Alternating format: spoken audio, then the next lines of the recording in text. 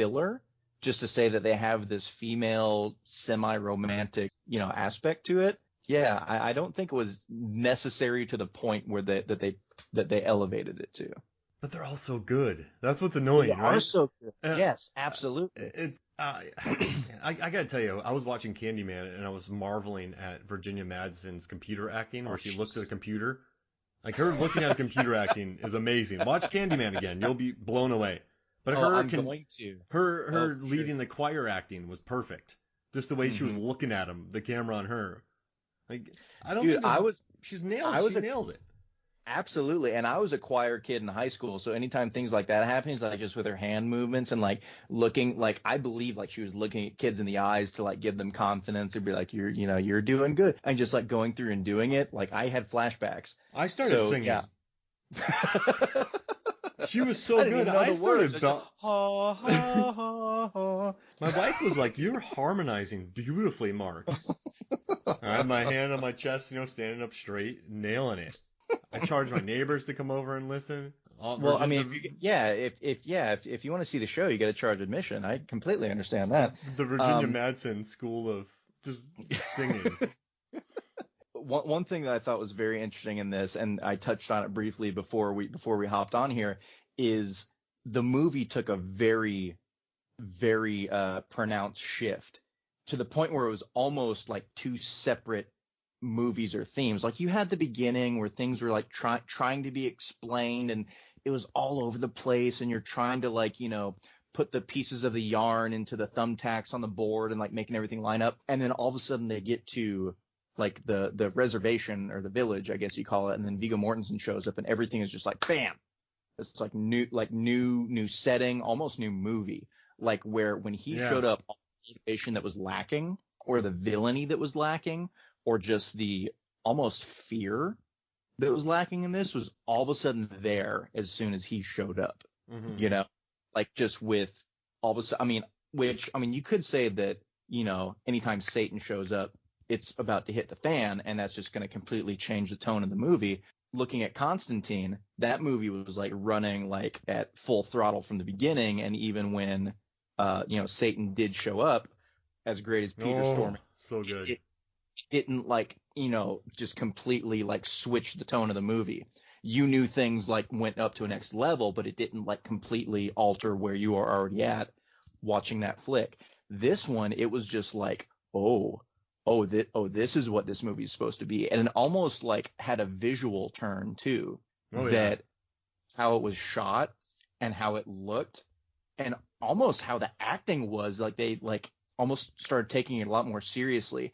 And I don't know, with all the stories that are out there with Viggo and Lord of the Rings and what he did with his character and how he lived as Aragorn and just like brought everyone together, maybe that's what he did on this as well. Showing up as Satan and just uniting everyone to this, common cause or villain or just whatever it may be in his own Viggo way. As soon as he showed up and you knew who he was, and he started talking to Virginia Madsen's character and Koteas' character, and, showed up to confront Walken at the end in the little hut, it just became a completely different movie to me. And I think, what I noticed about cult classics, right? Rocky Horror, Hocus Pocus, Boondock Saints, they're weird. Mm-hmm. They're not what you expect. And they grow on you because you just see all the weirdness in the movies, the layers to it. And maybe the tonal shifts and the oddness of this is what brings people to it. But I do know that Viggo Mortensen, I researched this, and he said this was really hard to prepare for because he couldn't go to Satan's house. And so in the beginning, he was really stressed. Like, I can't research this like I did Young Guns 2. I can't research this like I did Daylight. I have to. Oh my! What's up? I just completely forgot he was in Young Guns 2. That just blew my mind for a second. Oh yeah, I was watching Young Guns 2. We did it for the podcast, and I went, "What? Viggo's in that?" So what he did was he kind of thought to himself, "I can do what I want. He basically thought, I'm ancient. Mm-hmm. I look very smooth, but there's things to him that are scary. His nails, his sort of look, his kind of vulture-esque stance. The lackey he has with him that he yells Yeah, at. whatever little like hell demon that he growls at that was just there. That what did it do? It carried off Walken's corpse. Yeah, That and was about it. he talks to it once. I have some notes in here. He says something and he kind of looks over to the thing, goes, hey. Like he gives it like a sassy look. Like, yeah, man, can you believe this? But yeah, he said that he did a lot of insane things. A lot of it was cut out. But yeah, Virginia Madsen said he wrote that thing, and he wanted to be calm, but he showed that flash of anger, so you knew it was there. Oh yeah. And then he just, it's just, I don't know. It's interesting. He didn't want to portray him as all evil because he doesn't think he's evil. And just the way it was, and it's iconic, man. Any list you pull up, his name's in the top five. It really is. mm-hmm. Because he played it against type, dude. He's not Pacino going skibbity ha. He's not. He's chill. He seems tired, angry. Everything about it made sense. It was that kind of the same thing that I talked about with Walken. Yeah, exactly. But kind of like you said with what I mentioned with Walken earlier about he knew how powerful he was, so nothing was really a threat. You know, he was comfortable in the position that he was in. He knew that no one that he was talking to could touch him and like mess up his world. The only thing that he was worried about, like was the second car dealership, was the competition. Yeah. Like, this is my thing. You're going to try to take this away from me. That was like the biggest, like, it was ego. Mm-hmm. It was for sure ego, you know, like I am hell. I'm the ruler of hell. I am the tormentor. You think you're going to do this? I don't think so. Now we got a problem. You know, if it was just something, I think that, you know, Gabriel was trying to just mess up mankind or stick it to God, he probably wouldn't have cared. He's like, yeah, go for it. I don't care. But as soon as he started, encroaching on my territory, oh, you're taking this away from me? Yeah. Not happening. It's interesting too, because how do we even know that he wasn't just lying to them? So he's saying, I don't want Gabriel to do this, so to get the soul. It's just interesting. Like, he could have been playing Koteas in them. Yeah, for sure. I mean, heaven's not open. Remember, heaven is not open for business, but hell is, even on Christmas. Even on Christmas. God, that was so good. Yeah, I love that. And it's just, all right, so he doesn't want the competition, but so Walken is trying to overtake God, but he wants to create another hell? Mm-hmm. Which, what does that mean? Are they going to are they going to be like a car salesman? Hey, come on over here. I'll give you, zero balance for 24 months if you come over to hell.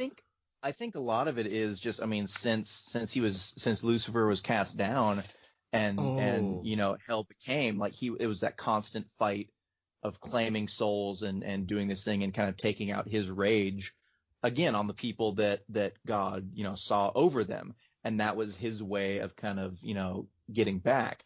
And now if that one thing that he found purpose in, with his sole purpose being gone, being an angel, being with God, like this is what he is now. And someone is trying to alter that or assume that position or just even do it differently than him. It's just, I mean, could he have been lying about it? Absolutely. He's the Prince of Lies. He's going to do whatever he can to get it going. But just the things that he says, like, God is love. I don't love you. Yeah. Like things that's such a good hell line too. It's like you're not in God's presence. He's left you there. So if Walken wins the war, if God dies, then does that mean there's no God? So then there's just two hells. I mean, that would be it, because ultimately I think he wanted to make heaven into another hell. So there was no good place. There were only two good places or two bad places, right? Wait, but are they in the bad place thinking it's the good place, but it's actually the bad place? And then they have to take Ted Danson and convince a bunch of people so they don't go to the bad place? And that's how we got the good place with Kristen Bell. I mean, I honestly think, we keep touching back on it going through. If you are in an area and you're the only person supplying something, or you have a stranglehold on the market, even being an evil thing like hell, you don't want something else coming in and trying to take your business.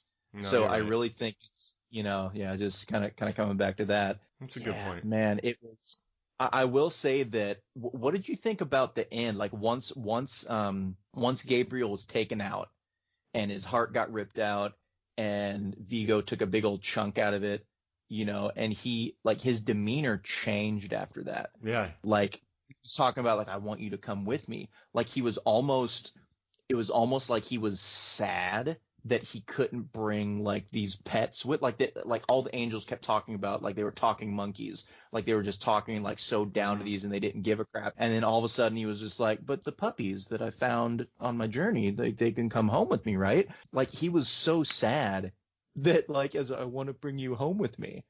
It was just such a switch from this like evil thing that it was kind of shocking to see, which is good. Like you want that. You want to be surprised with a character that you just automatically think, oh, this is exactly what he is. And then he took the chunk out of it.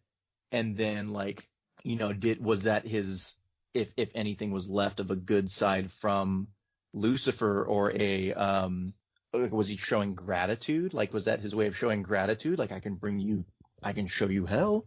I can give you a place in hell. Like you can be under my. You want to come to hell? I got an open room in my house. Exactly. Is it a little Nicky situation where he's gonna like have You only get tortured with a pineapple once a day. Exactly.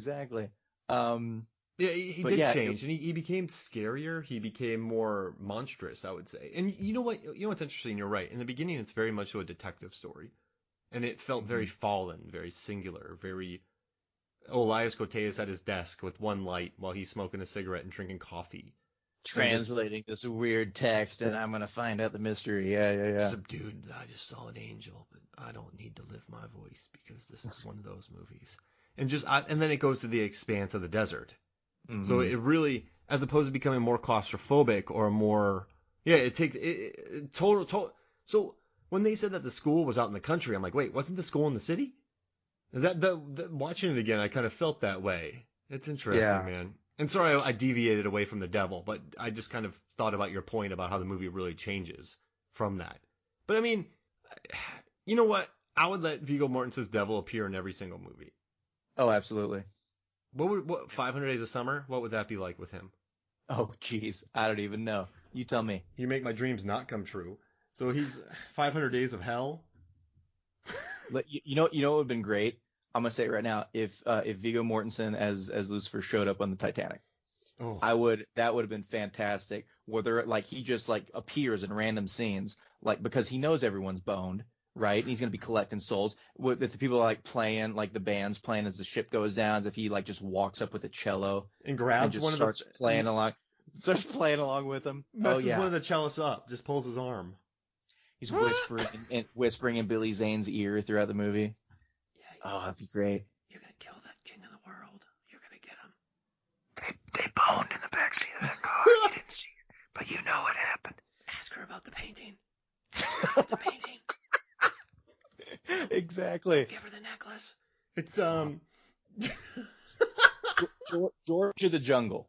I'm going to put Viggo Mortensen in the Brendan Fraser wonderful kid story, George of the Jungle. That he's talking to I almost said Hayden Christensen, Thomas Hayden Church, the whole time, telling him that he needs to, that'd be great.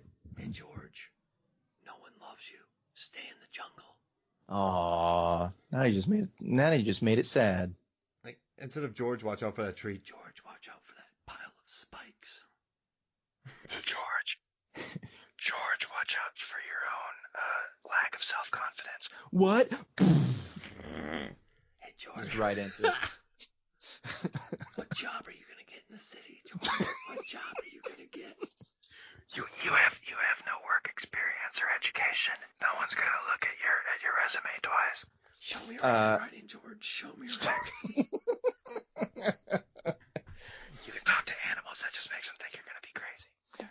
You actually keep talking to them. We want everyone to think you're crazy.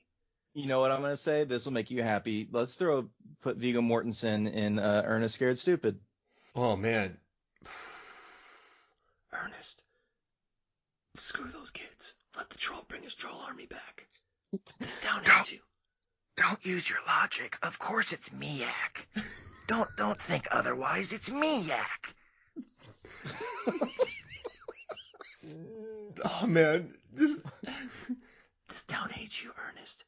This town hates you. Help the troll. Help him. Bring a troll.